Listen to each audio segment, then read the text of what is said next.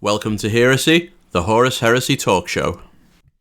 In this video, I'm going to be talking all about my 2000 point Iron Hands list for Horus Heresy, the Age of Darkness. This is a question that I've had from you guys quite a few times to talk about what I've got in my army, what I'm building at the moment, so I thought I'd do a quick video and just cover that.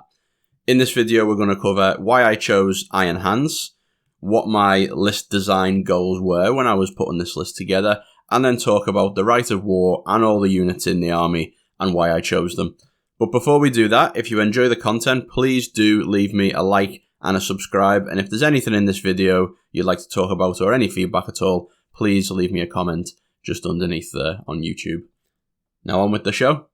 So first of all, why did I pick Iron Hands? Well, if you check out my videos, there is a video on how to make a Legion choice using a spreadsheet, and this is what I did when the new version of Horus Heresy was announced. I played Tagmata before, I played Mechanicum, I was collecting a Mechanicum army, but I decided to choose a Space Marine Legion because they were obviously getting all the new cool releases. So, although originally I was looking at other legions, when I did my spreadsheet, Iron Hands came out really high, and I thought, I can ally them at my Mechanicum, this will be kind of cool, and I like the flavour as well, other than the Primarch dying really early, so I thought that I would give them a go.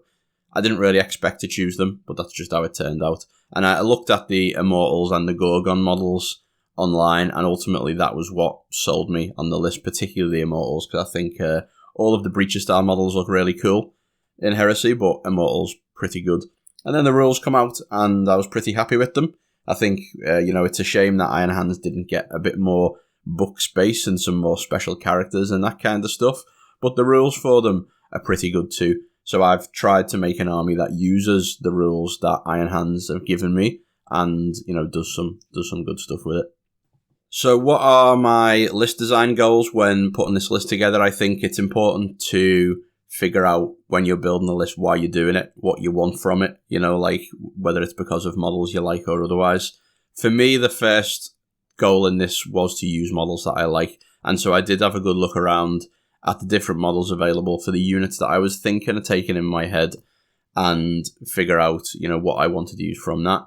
The second was to use Company of Bitter Iron, so I really wanted to use Medusan Immortals, and obviously they've got their own Rite of War, so that was a bit of a no-brainer. I wanted to use lots of infantry to make sure that the list is quite interactive, so lots of moving around, lots of things that people can shoot with their stuff. Because if you take too much armor or too much tough things in a list, it can be quite difficult for people to interact with them. I did want to use Dreadnoughts. Now, unfortunately, Dreadnoughts are very good, so I've got a bit of a fine line to walk with these to make sure that I don't use too many. I wanted to avoid buying resin vehicles when we know there's lots of plastics inbound, so there are some vehicles I really want to use, like I really want to use a Whirlwind Scorpius. I really want to use a Javelin. It's not really a vehicle, but I really want to use Javelins. There's a bunch of stuff I really want to use, but I'm avoiding them in this list and saving them for later in case we maybe get some plastics. I also really wanted to play with the new Horus Heresy mechanics. So pinning, I think, is really cool and interesting. It gives you a way to do stuff in the game that isn't just shoot it and take it off the board. And I also wanted to make sure my army was good at reactions as well, because I think reactions are powerful, but I also think they're a really fun mechanic to use too. And then finally, Grav.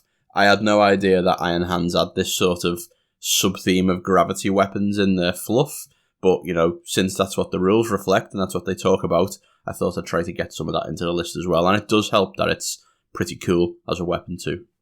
Firstly, the Rite of War. Why did I choose it? Well, like I say, it was a bit of a no-brainer because I really wanted to use Immortals anyway, so making them score means I can make them the core of my force. I don't have to paint a bunch of tactical Marines just yet, I can use the Immortals, but it also does grant hatred, so I really wanted to find ways in my list to make use of that, and I do that by making my characters want to chop things in melee, basically. So I've got a Praetor, I really love Thunderhammers, and there is this limited edition model which I've managed to pick up a copy of, which is a Cataphracti Praetor with a Thunderhammer, and I really couldn't have asked for much more, because it's also got some electronic-y bits on it. It looks a little bit high-tech like Iron Hands, so this lets me do some conversion work on it as well. So it's got a Thunderhammer.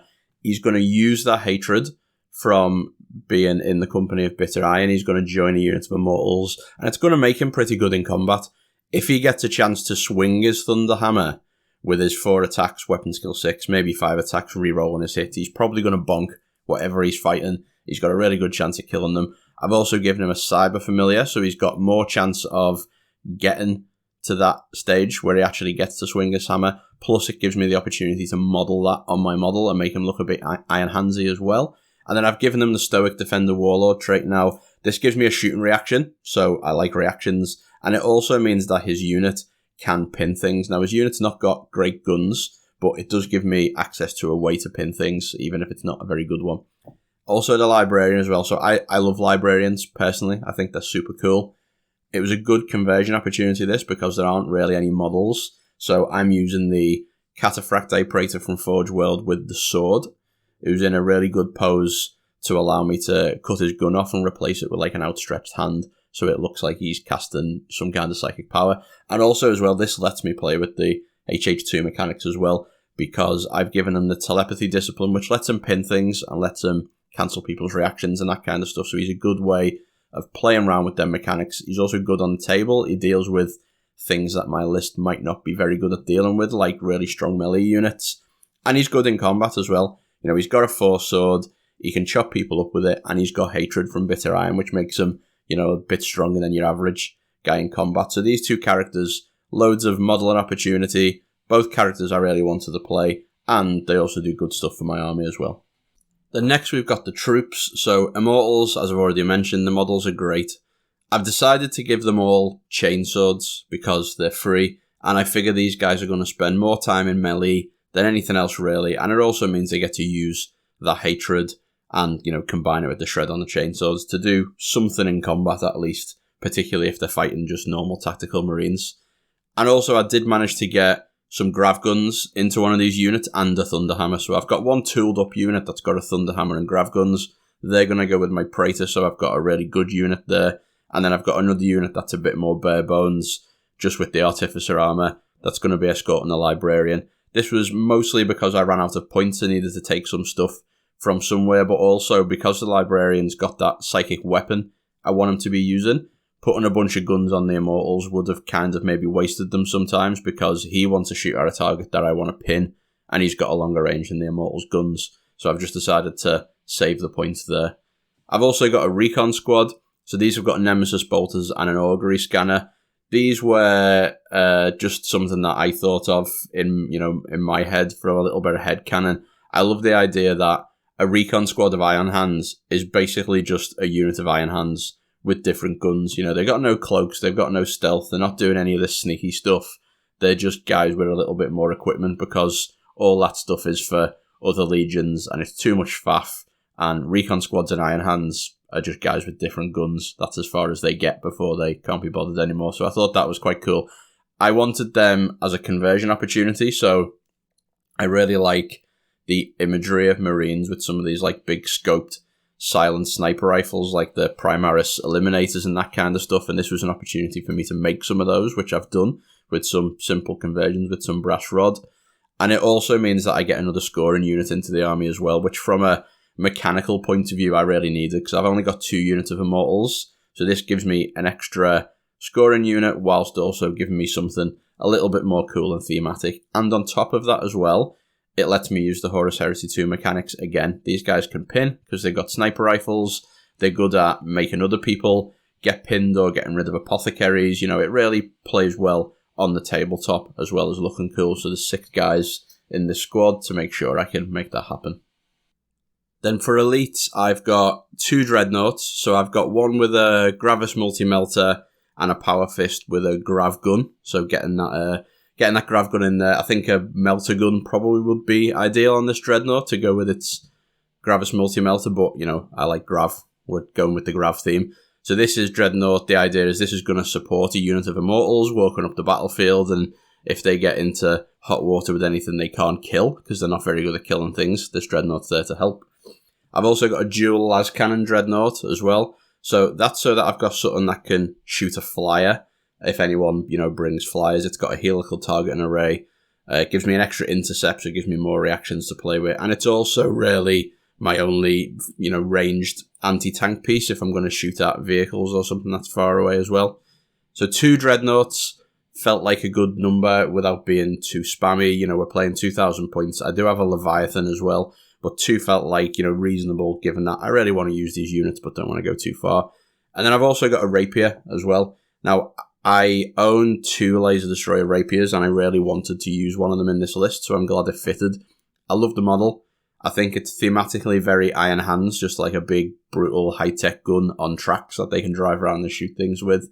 It adds a bit of variation into the army as well, so I think when you're trying to make sure you've got plenty of guns in your army, I think that, you know, there is a tendency you could go to the best ones, like Dreadnoughts or Heavy Support Squads, and I think this is another way to get a good gun into your army whilst adding a bit of variety in the models you got on the tabletop, and I do think Rapiers are pretty good as well. And it does work quite cool with the Iron Hands bonus as well, because Rapiers are really easy to kill, but when all your, you know, bolters you might just snap a few shots off at them with, they're all got -1 strength, they're actually a little bit hard to kill than that, and it can be a bit of a pain to remove. I'm anticipating, you know, if someone wants to shoot a big unit of heavy weapons at it, then they can feel free. So Rapier just gives a bit of variation to the army and brings me another nice gun.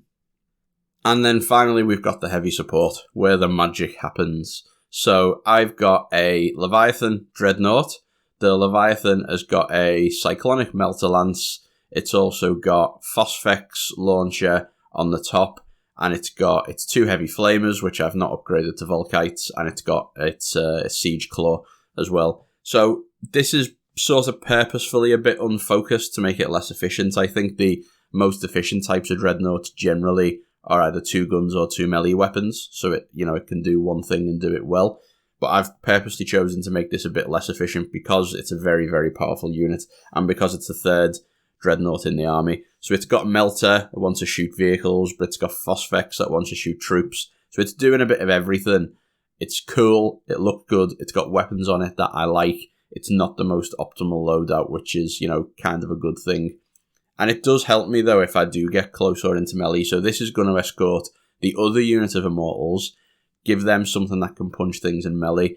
And it also means it's got some pretty good anti-infantry weaponry and the Phosphex and the Flamers, which I haven't got much of in this list. I'm not really that good at shooting Marines. So this helps me with that. And then next we've got the Heavy Support Squad. Now, this has got Volkite Culverins and an Augury Scanner.